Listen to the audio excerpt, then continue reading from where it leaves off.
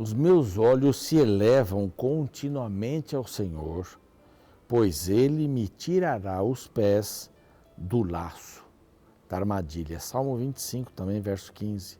Os meus olhos se elevam continuamente para que os meus pés possam sair do laço. É até meio contrário, né? Eu olho para cima para os pés saírem do laço, porque esse laço aqui é o laço das armadilhas que Satanás coloca em nosso caminho. Eu não consigo enxergar uma boa parte delas. Tem umas que estão muito na cara, mas algumas são bem camufladas. Mas os olhos de Deus podem fazer isso, por isso que eu olho para cima. Eu peço para Ele me ajudar a enfrentar as armadilhas desse mundo que não são poucas. São muitas armadilhas nesse mundo. Pode acreditar nisso. São muitas armadilhas. E Deus está disposto a mostrar para você e tirar os seus pés desses engodos, dessas mentiras de Satanás. É muito linda a palavra de Deus, né?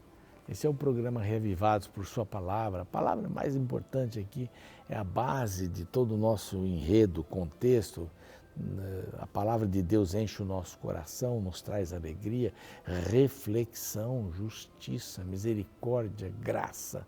Essa é a palavra de Deus. E a gente está aqui todas as manhãs, às 6 horas, na TV Novo Tempo e às 3 horas do outro dia, 3 horas da manhã, na repetição. Estamos no Deezer, no Spotify, lá desde Gênesis 1 você encontra todos os capítulos. Estamos também no NT Play e estamos no YouTube. No YouTube o canal é Reavivados por Sua Palavra NT. Reavivados por Sua Palavra NT. Ali é o canal, você vai, acessa, faz sua inscrição no canal e dá o seu like e leia, né? Leia, participe. É muito importante, tá bom? Então você já sabe como entrar nesta mídia social. Nós queremos lhe dar um presente muito especial.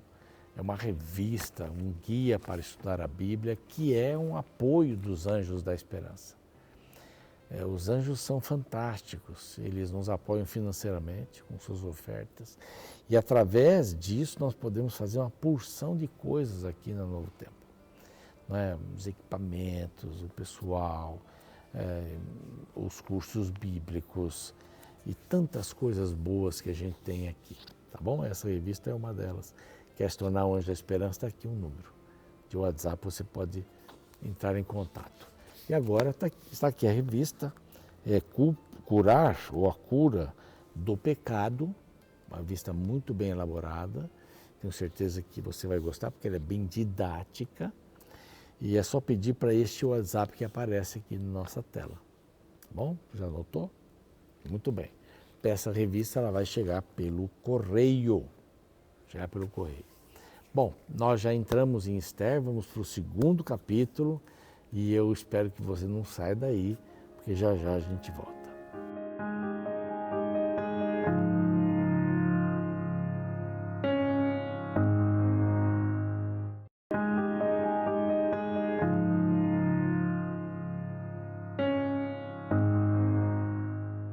Estamos de volta com o programa Reavivados por Sua Palavra, aqui da TV Novo Tempo, e já estudando o capítulo 2 do livro de Esther. Essa história linda, não é? Ontem nós terminamos falando que os conselheiros do rei deram conselhos assim, bastante infelizes, não é? Olha, rei, se ela disse não, todas as mulheres agora do reino vão falar não. Ela não ofendeu só o rei, ela ofendeu a nós como príncipes também e a todo o povo. As mulheres agora vão se rebelar, elas vão dizer não, elas não podem dizer não para o seu esposo, não podem fazer isso. Então eles bolaram um plano, tira Vasti. Vasti fica fora do reino. Né? Não vai mais vir a sua presença. Essa é a maneira, foi vingativo, né? Ela fez isso, ele estava bêbado, ela não queria vir com a coroa para lá, só para ser como um modelito e tal. Tinha a sua dignidade, né? Mas o rei não enxergou dessa forma, o rei insensível, e eles então editaram, soltaram este decreto falando sobre em casa quem manda é o homem, né? É aqui a mulher tem que ficar calada, porque o rei já deu aqui o resultado. O rei já fez o que tinha que fazer. Ele tirou a mulher da presença. Não vai desobedecer a uma ordem do rei e do homem, né? Aqui. E nesse capítulo 2 vem a nova rainha. A nova rainha, a primeira parte é a aprovação do rei. Deus está criando um cenário para que o seu povo não fosse destruído. Porque havia muitos inimigos ali no palácio contra o povo judeu, que ficou naquelas cercanias ali, né? Em Suzã, vários ficaram por ali e cresceram, como nós vamos ver aqui. Então, passadas estas coisas, apaziguado o furor do rei Assuero, né? Lembrou-se de Vasti e do que ela fizera e do que tinha decretado contra ela, ok. Então disseram os jovens do rei, né? A expressão aqui já indica que não são sábios, são jovens do rei. Então tragam-se moças para o rei, virgens, de boa aparência e formosura, para que o rei escolha a nova rainha. Bom, primeiro, que tipo de conselheiros, né? Mais novos, impetuosos, resolver a coisa assim na truculência. Estava mal de conselheiros. Ponha o rei comissários em todas as províncias, que reúnam todas as moças virgens de boa aparência e formosura na cidade de Suzã, que levassem para lá. E aí o eunuco principal, o eunuco do rei, o Regai, vai guardar as mulheres e vai lhes dar ungüentos. Esses ungüentos aqui foram bem demorados, um tempo bastante demorado. Bom, mas aí foi a moça que caiu no agrado do rei, verso 4, essa reine no lugar de Vasti. Vasti vai ser tirada. Com isso concordou o rei e assim fez. No capítulo anterior sai o edito para que todo marido obedeça a sua mulher. Aqui o conselho era agora escolhe uma mulher, escolhe uma nova rainha. Vamos fazer um concurso de beleza aí para ver qual que agrada. Na cidade de Suzã, essa mesma cidade, então aqui vem o capítulo a escolha de Esther. Havia um judeu, Benjamim, da tribo de Benjamim, chamado Mordecai, filho de Jair, filho de Simei, filho de Quis, aqui já deram os seus antepassados todos, que era um exilado, daqui à época, inclusive, de Jeconias, o rei de Judá. Nabucodonosor fez esse exílio, né, começou esse exílio.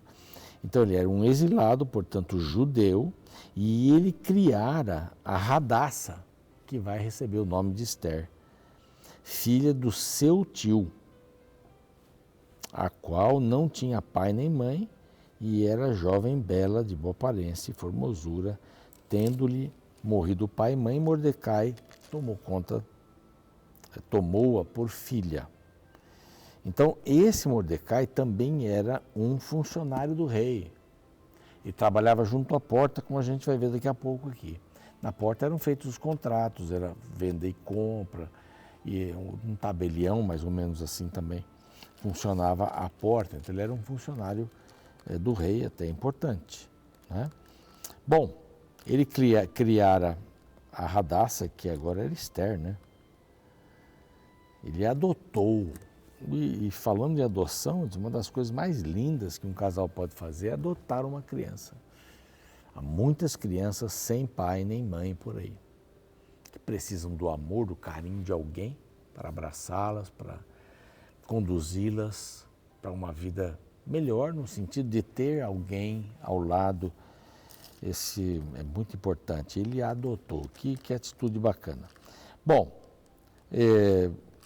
esse mandato foi divulgado, as mulheres começaram a ser trazidas para Hegai, levaram Esther, que era muito bonita, até a casa do rei, e a deixaram sob os cuidados de Hegai.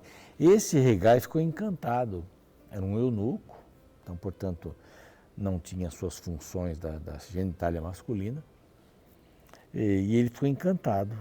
A moça lhe pareceu formosa, alcançou favor perante ele, então ela era formosa por dentro e por fora. A beleza de uma pessoa a gente encontra, claro, no rosto, tudo bem, mas dentro está a maior beleza. Há pessoas que no padrão da sociedade podem não ter a beleza externa, mas podem ter a beleza interna, que é o que vale. O coração alegre, diz a Bíblia, deixa o rosto mais bonito. Já ouviu esse verso bíblico? É isso mesmo, deixa o rosto mais bonito. Bom, a moça que foi cuidada agora, ele apressou a dar ungüentos para ela, devidos alimentos, e colocou-a num quarto melhor, já desde esse início. Depois de 1 ano elas voltam, 12 meses, né? Mas agora vai dar aqui um parênteses sobre Esther. Esther não havia declarado seu povo, nem a sua linhagem para Mordecai, pois Mordecai, aliás, pediu que ela não fizesse isso. Então, Mordecai ia até a porta, que tinha um alto cargo, e se encontrava com as mulheres que cuidavam dela e conversava dessa forma, porque ele não podia ir até lá. Ele ficava informando, e Esther ficava informando para ele o que estava passando. Bom, chegou o prazo, 1 ano. 6 meses, diz a Bíblia, que elas ficaram com óleo de mirra, e 6 meses com especiarias e com os perfumes e ungüentos em uso entre as mulheres, os de Paris, né? Por ali. 12 meses, hein? 12 meses. Então, é que vinha a jovem ao rei e ela se dava o que desejasse para levar consigo da casa das mulheres para a casa do rei. Então, ela estava pronta. Esther, filha de Abigail, tio de Mordecai, diz aqui o verso 15, que tomara por filha e tal, explica a história. Chegou a sua vez. E diante do rei,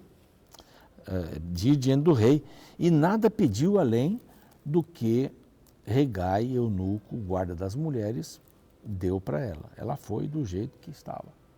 Não é? Preparada, claro. O rei amou, diz o verso 17, a Esther, mais do que todas as mulheres. Deus tocando no coração do rei, né? Uma coisa aconteceu, e pôs a coroa na cabeça dela. Então o rei deu um grande banquete. Agora o 4º banquete que aparece aqui, tem muitos banquetes nesse livro. Deu o 4º banquete a todos os príncipes, aos servos que estavam por ali. Era um banquete da rainha Esther, não é?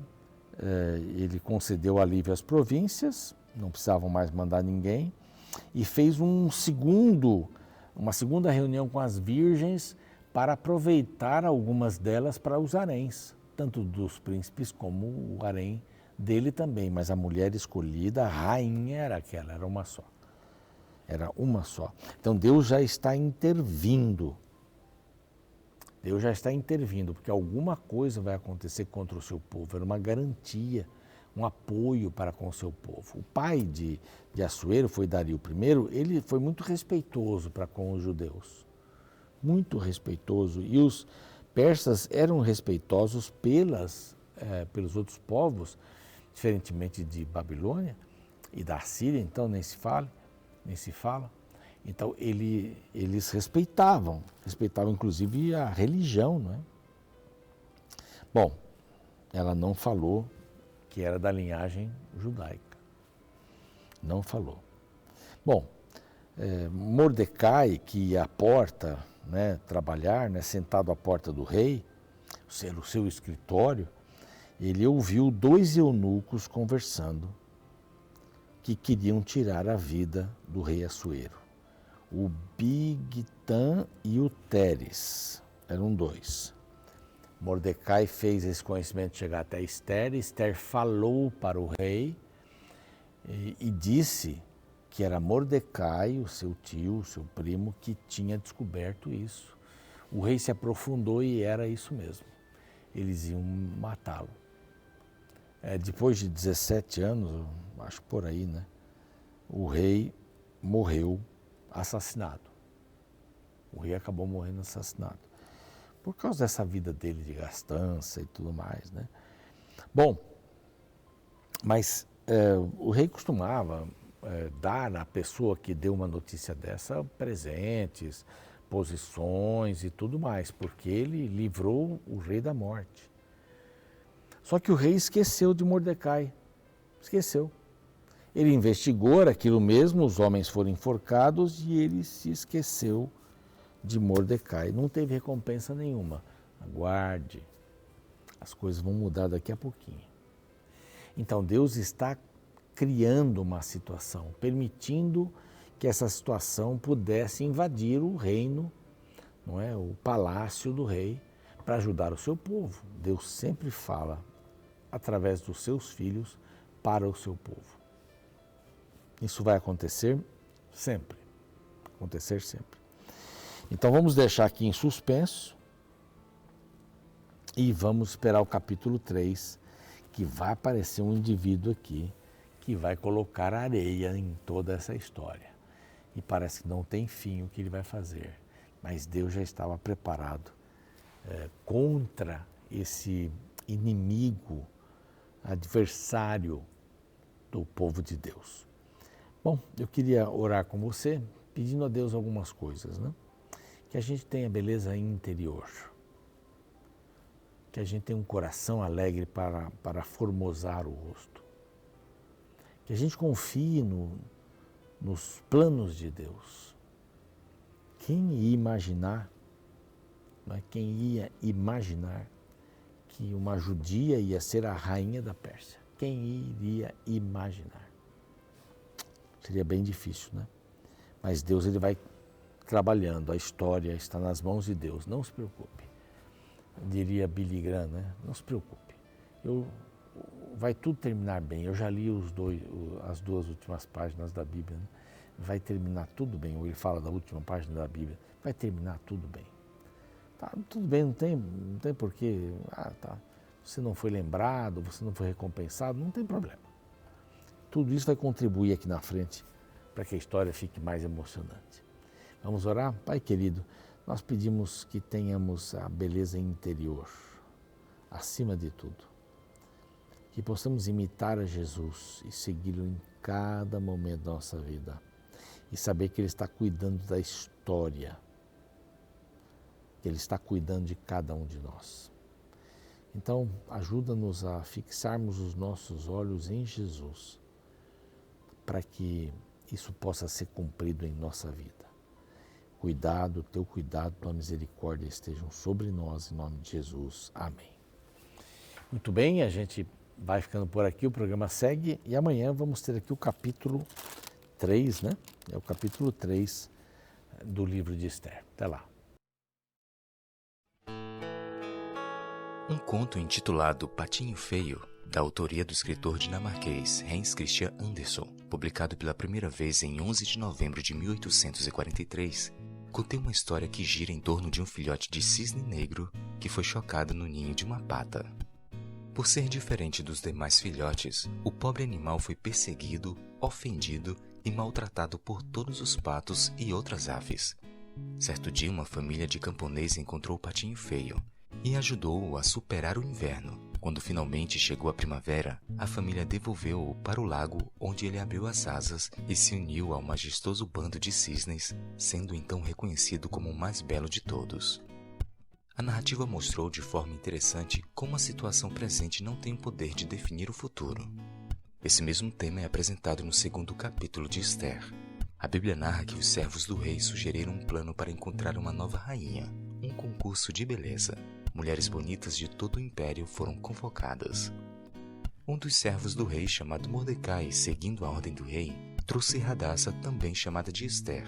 Porém, os detalhes acerca da vida de Esther é que deixa a história surpreendente. O verso 7 a descreve da seguinte forma: Ele criara Hadassah, que é Esther, filha de seu tio, a qual não tinha pai nem mãe, e era jovem bela, de boa aparência e formosura. Tendo-lhe morrido o pai e a mãe, Mordecai a tomara por filha. O primeiro detalhe interessante apontado pelo texto bíblico é que Esther era uma mulher estrangeira. Esse motivo já a colocava em uma situação difícil, sendo alvo de desprezo pela sociedade. Em seguida, o texto revela que ela era órfã, criada por Mordecai. Este era primo de Esther e, pela morte dos pais dela, a adotou criando como filha. O livro então destaca como uma mulher que cresceu em uma situação tão desfavorável tem a vida completamente mudada, passando de uma estrangeira órfã para uma grande rainha persa. Essa reviravolta na vida de Esther nos faz perceber como o passado não pode e nem deve definir o futuro de uma pessoa. As situações são reversíveis, as rotas podem ser alteradas. E embora em todo o livro de Esther o nome de Deus não apareça uma única vez, é possível ver a sua mão guiando a história, elevando o humilde e abatendo o orgulhoso. A boa notícia é que o Deus de Esther pode ser o seu Deus. Ele pode mudar a situação presente da qual você se encontra. Afinal, como afirma a escritora Ellen White, Deus nos ama não baseado no que nós somos, mas o que pela sua graça podemos nos tornar.